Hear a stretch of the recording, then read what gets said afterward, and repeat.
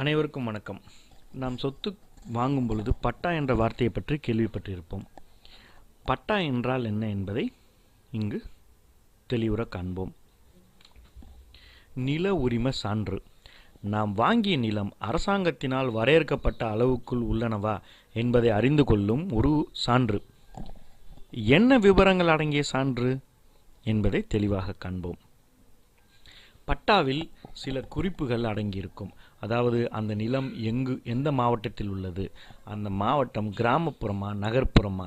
கிராமப்புறம் என்றால் எந்த வட்டம், எந்த கிராமம், எந்த தெரு, எந்த புல எண், புலத்தின் உட்பிரிவு என்ன, நில உரிமைதாரரின் பெயர், நிலத்தின் அளவு மற்றும் பட்டா எண். நகர்ப்புறத்திலும் இதே போன்று எந்த வட்டம், எந்த வார்டு, எந்த பிளாக், எந்த புல எண், புல எண்ணின் உட்பிரிவு, நில உரிமைதாரரின் பெயர், நிலத்தின் அளவு மற்றும் தன்மை, பட்டா எண் போன்ற விவரங்களை இப்பட்டாவில் குறிப்பிடப்பட்டிருக்கும். சரி, புல எண் அதாவது சர்வே எண் என்றால் என்ன என்பதை பார்ப்போம். ஒரு ஊர்ல சுமார் 100 ஏக்கர் நிலத்தை தலா 100 பேருக்கு பிரித்து கொடுத்து 1 முதல் 100 எண்களை அடையாளமாக கொள்வதே சர்வே எண். அதாவது 1ஆம் எண்ணை அடையாளமாக கொண்டவரின் நிலத்தின் சர்வே எண் 1ன்னு வச்சுக்குவோம். சரியா? இப்போ உட்பிரிவை பற்றி பார்ப்போம். உட்பிரிவு சப்டிவிஷன் எப்படி பிரிக்கிறாங்கன்னு. சர்வே எண் 1 என்ற நிலத்தின் அளவு 1 ஏக்கர் என்று வைத்துக்கொள்வோம். அவரிடம் இருந்து 10 சென்ட் நிலத்தை நீங்கள் வாங்குகிறீர்கள் என்று கொண்டால் நிலத்தின் சர்வே எண் 1/A என்று குறிப்பிடப்படும். அதாவது A என்பது உட்பிரிவு சப்டிவிஷன் என்று கொள்ளலாம். சரி, நிலத்தின் தன்மை எப்படி பிரிக்கிறார்கள் என்பதை பார்ப்போம். நிலத்தின் வகைகள். நிலத்தின் பயன்பாட்டை வைத்து அதன் வகைகளை பிரிக்கலாம். நஞ்சை நிலம் என்பது விவசாயம் செய்ய ஏதுவாக இருக்கும் ஈர நிலம், நீர்ப்பாசன பயன்பாட்டுள்ள நிலம், வயல்வெளி, கழனி போன்ற பெயர்களில் நாம் அழைக்கின்றோம். புஞ்சை நிலம் என்பது விவசாயம் செய்ய நிலையில் இருக்கும் நிலம், நீர்ப்பாசன வசதியற்ற நிலம், மேட்டு நிலம், ஆங்கிலத்தில் ட்ரைலேண்ட் என்று பல பெயர்களில் அழைக்கிறார்கள். நத்தம் நிலம் என்பது வீட்டு மனைகள் உள்ள நிலம். இவ்வகை நிலத்தை கிராம நத்தம், சேரி நத்தம், நத்தம் புறம்போக்கு என்று வகைப்படுத்தலாம்.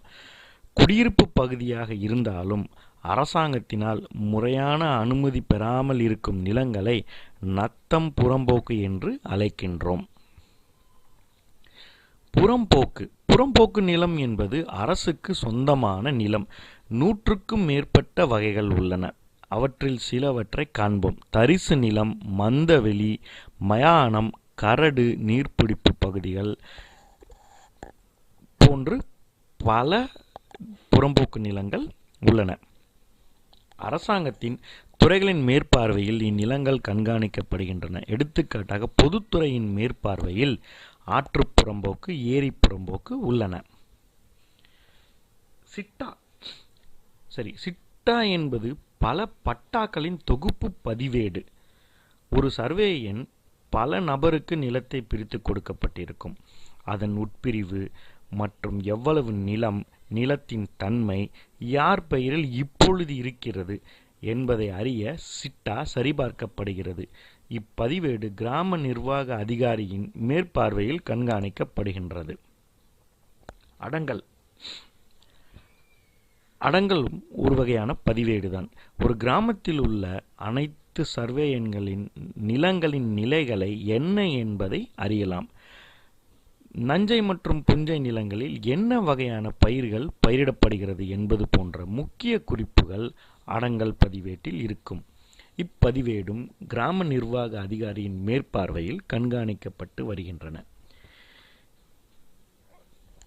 எனக்கு தெரிந்த அனைத்து விவரங்களையும் இதில் கூறியுள்ளேன். இக்காணொளி மூலமாக பட்டா என்றால் என்ன என்பதை விளக்கி கூறியுள்ளேன்.